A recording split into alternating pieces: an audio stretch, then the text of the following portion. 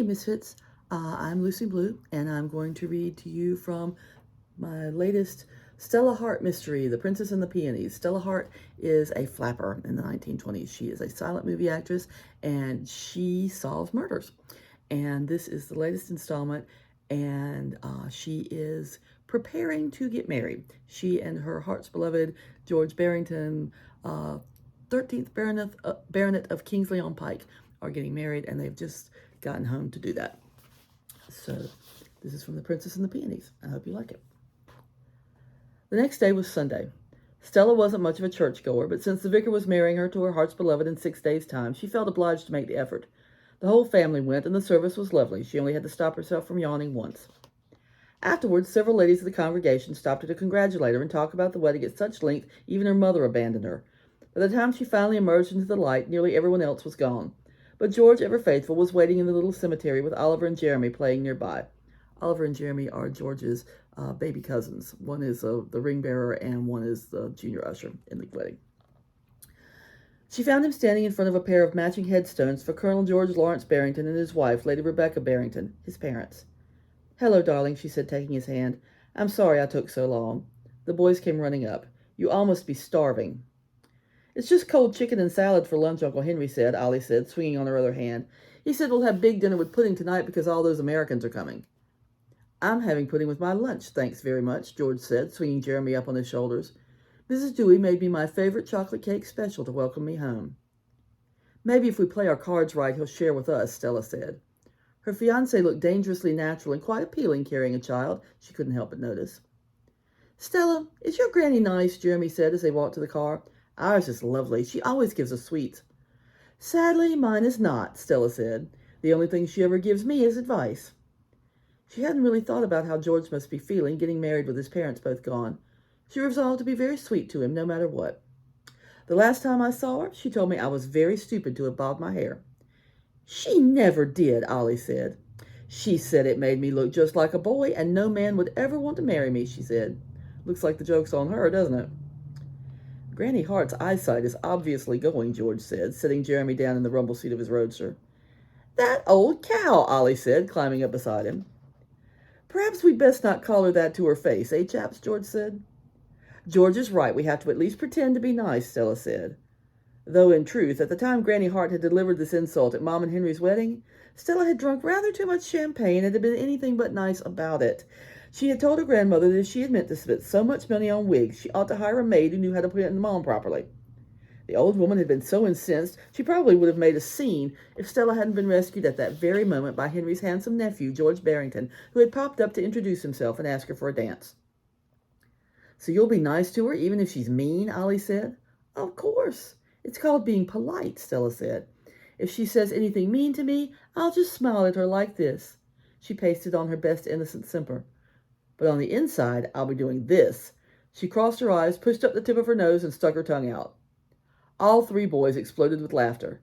"Thanks a lot, Sausage," George said, opening her door. "I'll be thinking of that face every time your grandmother opens her mouth." "Me too," Jeremy said, still giggling. "I do like you, Stella," Oliver said. "I'm going to marry a girl just like you." "I think you should," George said as he climbed in. He leaned over and gave Stella a quick kiss. "I highly recommend it." They found Mom, Henry, Clara, and Michael waiting for them when they got home. Clara and Michael are the boys' parents. "At last," Mom said as soon as they walked in the door. "We're all dying of curiosity." "About what?" George said, handing Jeremy off to his father. "Another wedding present was delivered while we were at church," Henry said. The long table in the drawing room was already overflowing with wrapped packages they meant to unwrap that afternoon. "And it's rather... well, you must come see." "Someone sent them an elephant," Oliver guessed, "or a camel." "It's not quite as big as an elephant," Michael said, "but I've seen smaller camels." The tall, wide, flat package was leaned against the French doors to the terrace, blocking out most of the sun. "Newport Prince," Stella read off the label. "Oh, George, it couldn't be. He wouldn't." "He might," George said, laughing too. "Is it from Bertie?" "I don't see a return address," Stella said, looking at the label, "but it looks as if it's shipped from London, not Los Angeles." "What is Newport Prince?" Mom said, "and what has Bertie done?" "Newport Prince is an art and design studio that creates most of the movie posters for Pinnacle Pictures," Stella said. "They also do portraits, apparently," George said, still snickering. And if this is the portrait we think it is, we should probably send Oliver and Jeremy out of the room before we open it, Stella said. Oh, no, it's not that one, George said. I have that one. You do not, Stella said. Of course I do, he said. I found it very artistic. I don't like the sound of that, Mom said.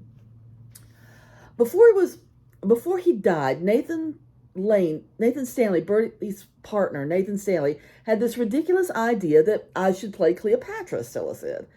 And he commissioned Newport prints to paint a portrait of me as her in a costume that barely covered my asps. Stella Hart, Mom said as George laughed harder. Henry and Michael were starting to snicker too. Did you pose for this portrait? Of course not, Stella said. My guess is the artist worked from a still photograph in his imagination. So we think Bertie has sent you another portrait as a wedding present, Henry said. This one will probably be worse, Mom said. Come on, Sausage, George said. Let's open it up and see.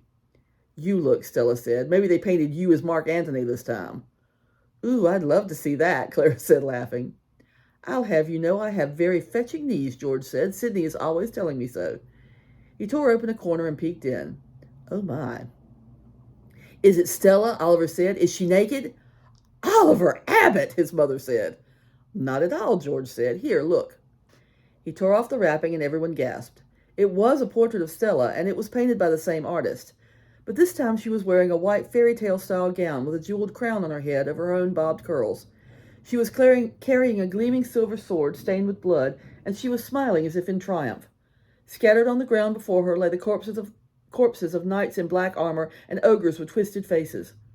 The skyline of New York City could be seen in the misty distance beyond lush green fields, and ranged behind her like troops at her back was a field of white peonies, spattered with blood-red spots. Good heavens, Henry said. What an odd image. It's lovely, but it must mean something, surely. He read off a little brass plaque mounted to the frame. The Princess and the Peonies. Is it peonies, y'all, or peonies? I never know. Stella's stomach felt like it was floating up into her throat, as if she'd suddenly jumped off a cliff. Excuse me, she said. I can't. Sausage, George said. What is it? I have to go outside, she said. Don't wait for me. I'll be right back, I promise. Barely seeing them, she ran to the French doors and out across the terrace. George caught up with her just as she collapsed on a bench in the rose garden. He sat down beside her and took her hand. Tell me. It's insane, she said, clutching his hand like a lifeline. It doesn't make any sense. So we'll sort it out together. She looked into his eyes. You really are the best person in the entire world. He smiled. Yes, well, that's why you said you'd marry me, remember? He touched her cheek. Come on, Muggsy, what's the gag? Why has that painting made you crazy? I thought it was rather good. It shouldn't exist, she said. He started to speak again, but she touched his mouth to stop him. Did you notice the peonies, white peonies with red spots like they'd been splattered? In the painting? Yes, I suppose so, he said, though I will say the dead bodies took a firmer hold on my attention at first glance. My Granny Hart has peonies like that in her garden back home, or at least she used to, Stella said. When I was a sprout, we all lived with Granny Hart in Newport before my father died. The last time I saw him, the peonies were blooming. Oh, Sausage. Oh, it's all right. That isn't really it. She had never told anyone about this, not even her mother, but this was George. I was 7, and I was outside playing in the peonies, hiding from my governess. My father came out, dressed to go to town.